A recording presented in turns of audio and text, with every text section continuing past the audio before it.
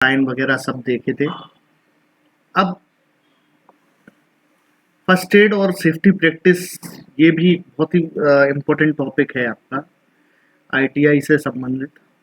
Okay, तो हम इसको देख लेते हैं।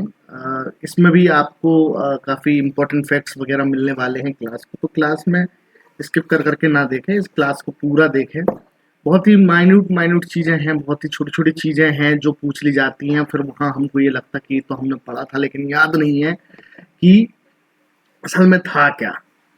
तो यही एक पर्टिकुलर चीज़ है जो हम ऊपरी ऊपरी देख लेते हैं चीज़ों को, और उसके बाद फिर हमें मालूम तो रहता कि हम पढ़ के आए थे, ये चीज़ मैंने कहीं देखी थी, पर ये मेरे पे अभी अभी याद नहीं आ रहा कि सही इसका आंसर है क्या। ये एक चीज़ रहती है। इस चीज़ से बचने के लिए हमको कोई भी चीज़, कोई भी हम पढ़ाई करते हैं तो हमको उसको पूरा थोरोली पढ़ना पड़ता है, थोरोली हम उसकी पढ़ाई करें ताकि हमें बिल्कुल क्लियर रहे कि हाँ ये चीज़ मैंने पढ़ी थी और ये इसका पर्टिकुलर आंसर था। ठीक है, चलिए ठीक है, हम first aid and safety kit देख लेते हैं। First aid and safety practices.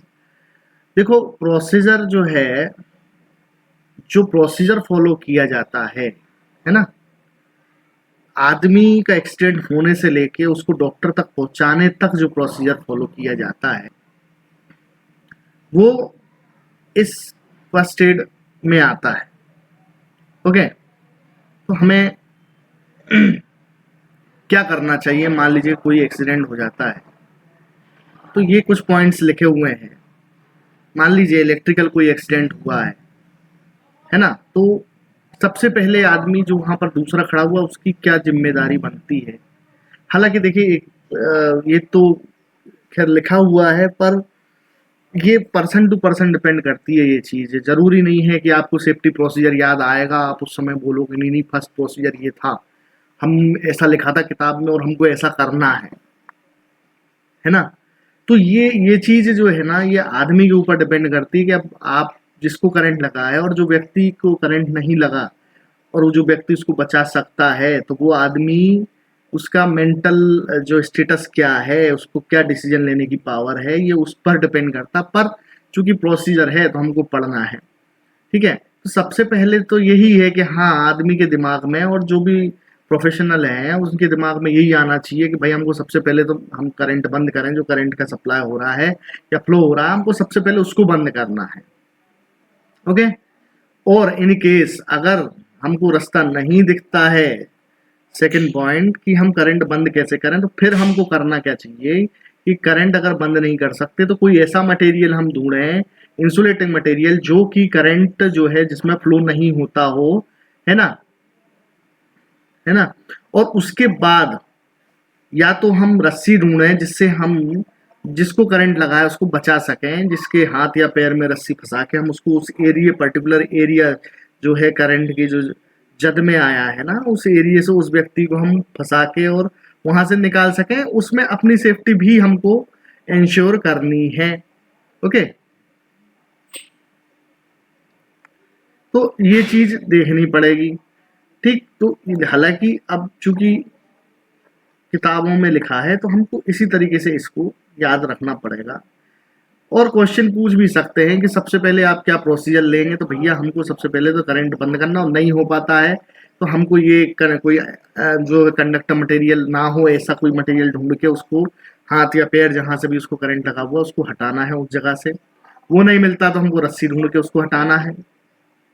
Okay, अब if a person is faint, pale and is breathing normally, lay down him on a non-conducting surface, head straightly lower than body and legs elevate, and cover him with the warm blanket or the coat। ठीक है, इस line का मतलब ये हुआ, अगर आदमी बेहोश हो गया है ना, और उसका जो है कलर जो है कुछ चेंज हो गया है, पेल मतलब बॉडी हो सकता लाल पड़ जाए, थोड़ा सा उसमें जो है चेंज आए बॉडी में, पर ब्रीथ कर रहा है नॉर्मली, उसकी सांसें नॉर्मल चल रही हैं, तो उसको हमको सबसे पहले क्या करना है कि उसको नॉन कंडक्टिंग सरफेस पर ले जाके और लिटा देना है। ये चीज आपको ये जो येलो लाइन में लिखा हुआ है ना, ओके, तो ये चीज आपको याद करनी पड़ेगी। Head slightly lower than the body and legs elevate, मतलब पैर ऊपर रहेंगे और जो आदमी का हेड है वो ये देखो इस तरीके से वो नीचे थोड़ा सा रहेगा। ओके, ये आदमी मान लें हम, लेग्स थोड़े से एलिवेट होना चाहिए और head slightly lower than the body. Okay, ये चीज जो है ये इस तरीके से आपसे पूछ लिया जा सकता है कि ये हम क्या किस पोजीशन में आदमी को उस समय लिटाएंगे, तो ये आपको याद होना चाहिए कि head slightly lower than the body and legs slightly upper than the body. Okay okay, चलिए ठीक है, अगले पॉइंट पर आ जाते हैं कि if a person have Burns remove clothes that come of easily and put the Burns in cool running water until pin. अगर अगर मान लीजिए उसको फपोले पड़ गए आदमी को, ओके, तो क्या करोगे भाई? फपोले पड़ गए तो सबसे पहले जो उसके जो है आप कपड़े जो निकाल सकते हो, जैसे ऊपर की तरफ पड़े हैं या कपड़े आपके टी शर्ट वगैरह कोई आदमी पहने हुए है और उसको जल गया है फपोले, उसका सबसे पहले वो पार्ट का अगर क्लोथ इजिली आप निकाल सको तो आपको निकाल देना है ना। और अगर फपोला पड़ा हुआ है तो आपको उस पर रनिंग वाटर डालना है ताकि वो जो है ठंडक उसको वहां पे मिल पाए।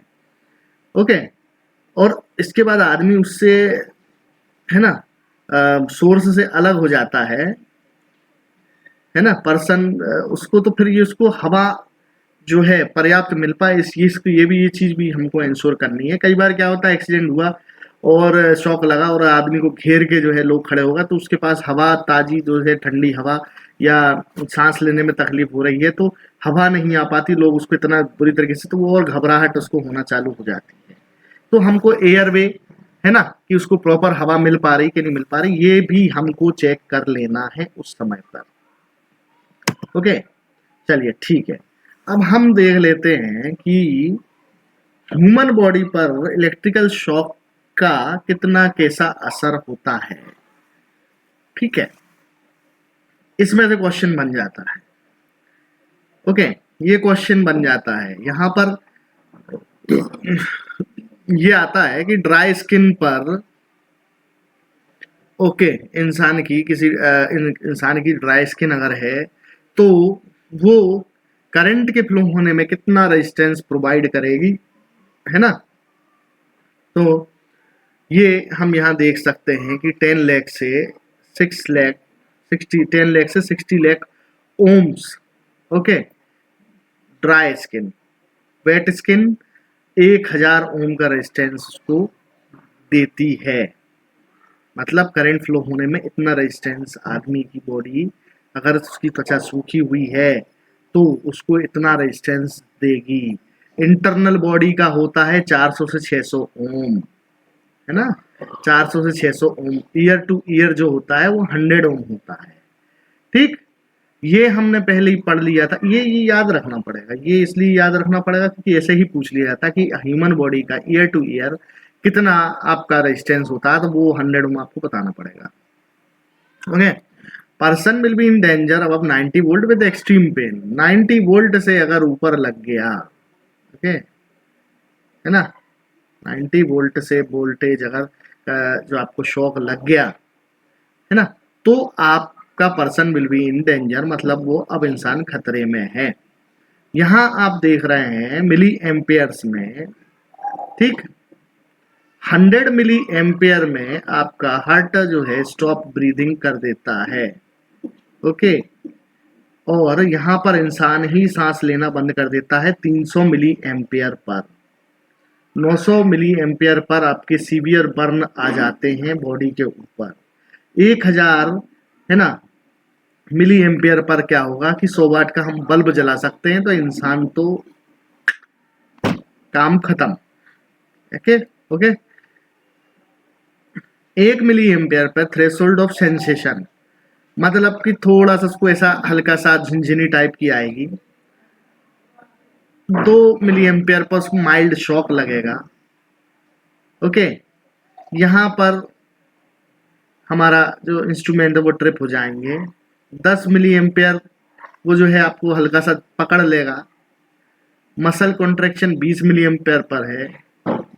30 मिली एम्पियर पर सफोकेशन। तो ये चीज पूछी जाती है, तभी मैंने इसको यहाँ पर रखा है कि कितने milli ampere per human body को कितना असर होता है।